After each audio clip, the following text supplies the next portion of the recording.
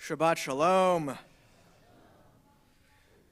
While I was in college, I took a lot of film courses, which probably is not that surprising to many of you based on how often I reference movies in my sermons.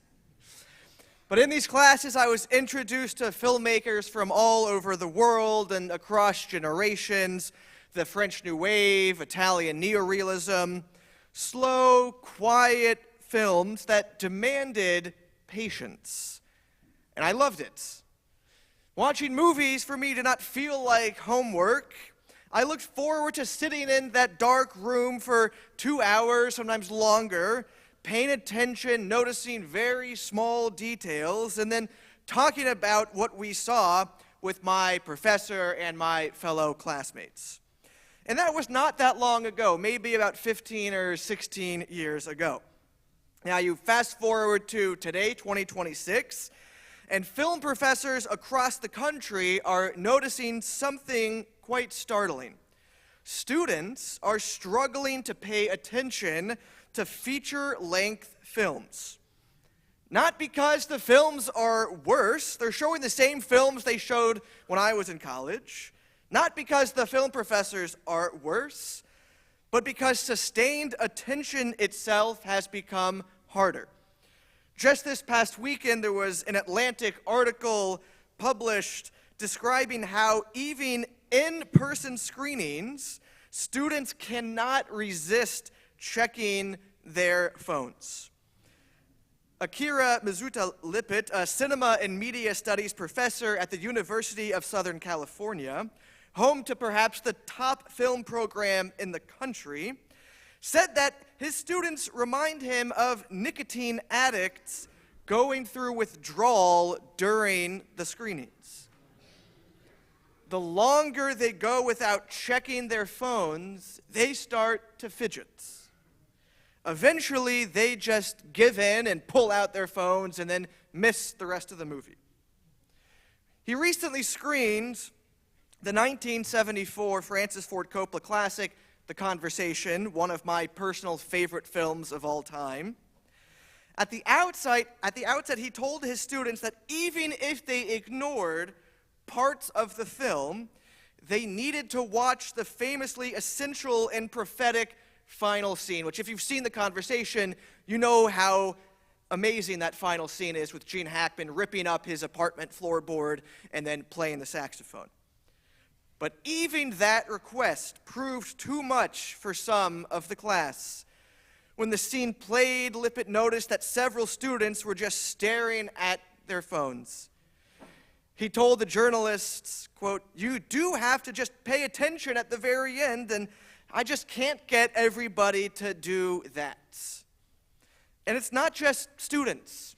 Netflix, which I'm sure many of us have and appreciate, has begun advising filmmakers to put action in the first 5 minutes of the film. And even worse, they ask the writers to repeat key plot points multiple times, asking the characters 4 or 5 times to repeat what's going on in this movie because we're all on our phones and we don't know what's going on. Now, what all of this points to is not a problem with movies. It's a problem with attention.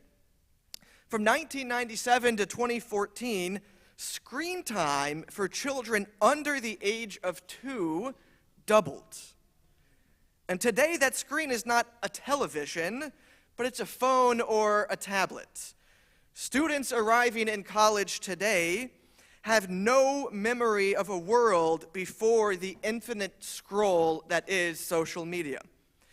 As teenagers, they spent nearly 5 hours a day on social media, with much of that time used for flicking from one short video to the next.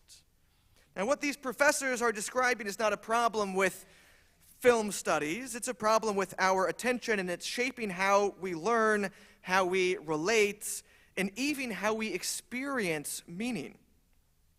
And as new as this crisis feels, struggling to pay attention is actually as old as Judaism itself. Our rabbis nearly 2,000 years ago, they openly admitted that they too struggled to focus when it came to prayer and study. Our Talmud says, Rabbi Jeremiah, in the name of Rabbi Eliezer, says, if he prayed without intent, without focus, and he knows that the second time he can pray with focus, then he'll pray a second time. But if he can't focus a second time, then he just shouldn't pray. And then the great Rabbi Chia, he said, I never once managed to pray with intention, but he says, one time I made an effort to concentrate, and I started to think and said to myself, who enters first before the king, the tax collector or the head of the exilarch? Samuel says, I couldn't pay attention, so I counted baby chickens. Rabbi Abun ben Barchia said, I counted stone rows. And Rabbi Matania said, I am thankful to my head when I come to the Modim, the thanks prayer, because it just bends down by itself because I have no idea where I am in that moment. Now these rabbis, they struggled to pay attention while praying, and yet we are told to pay attention when we pray. The Rambam teaches us that any prayer that is not recited with proper intention is not prayer at all. If one prays without proper intention, you have to go back and repeat that prayer. So after the sermon, we're all going to go back and repeat the Amidah. But Judaism does not pretend that attention is easy, but it insists that it matters. So what is meant by proper intention, and how do we actually access it? Well, Rambam says one should clear their mind from all thoughts and envision themselves as standing before the divine presence. Therefore, one must sit a short while before praying in order to focus their attention, and then they can pray.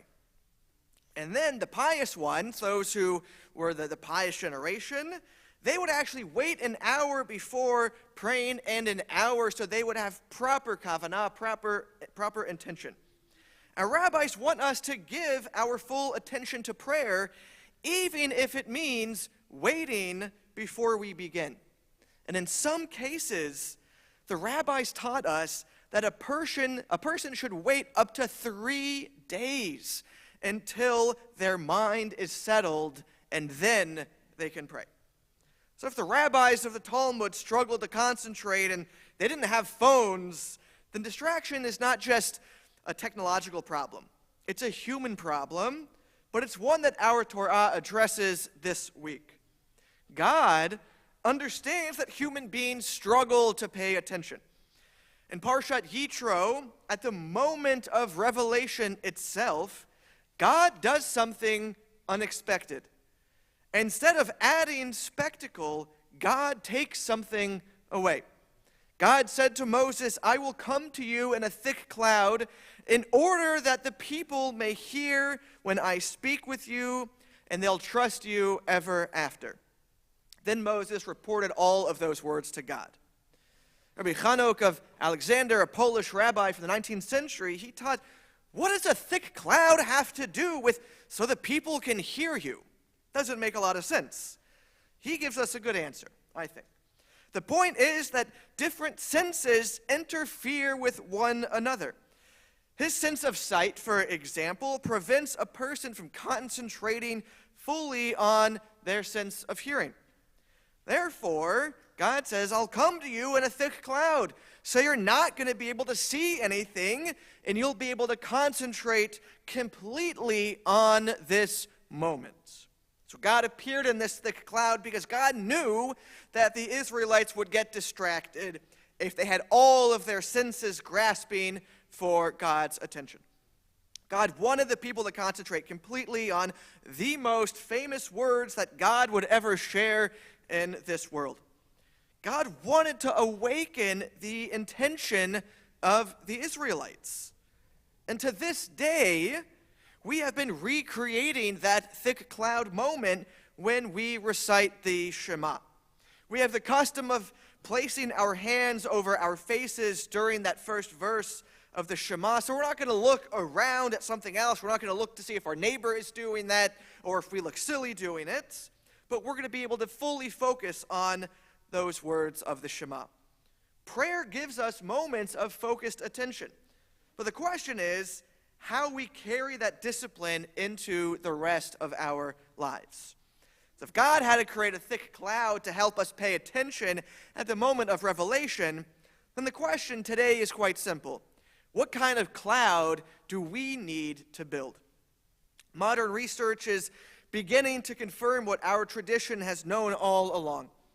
Attention is not just about willpower, it's about our environment, our rhythm, and our intention. Today, the erosion of sustained attention now is just roughly 40 seconds, down from 2.5 minutes just 20 years ago. It's linked to higher stress, more errors, and reduced productivity. According to cognitive scientist Gloria Mark, shorter attention spans don't reflect a permanent loss of attention capacity. So how do we get our attention back? She suggests that we plan our most demanding work around our chronotype, our body's natural rhythms of alertness and fatigue. But how do we find what our chronotype is? Well, we should keep a journal and note down our daily ebbs and flows of alertness and focus. Once we do this, we can plan our most important tasks around our peaks of attention. During those moments, we should A, silence our notifications, we should block social media, and we should reduce other distractions. But if we feel fidgety, which is normal, and we have the desire to pull out our phone or open up a new tab on our browser, it means that our brain just needs a break. So we should stop what we're doing, we should stretch, we should get a drink of water, we should go for a short walk. And if we want to increase our attention span so we can get more work done, we need to give our brain real downtime. So this is probably going to be hard for all of us. We should try to eat a meal without any distractions. No phone, no podcasts, no music, just you and the food. I struggle with that every day. We should leave our headphones at home if we are exercising or if we're running errands. And lastly, we should practice mindfulness. We should focus on our breathing and just be present. Our tradition even provides words to encourage mindfulness and attention. Hineni muchan umezuman likayam. I am prepared and ready to fulfill whichever task I am about to fulfill. Now at Sinai, God taught us that revelation does not come through noise, but rather through focus. Attention is not about doing more during the day, but it's about making the space.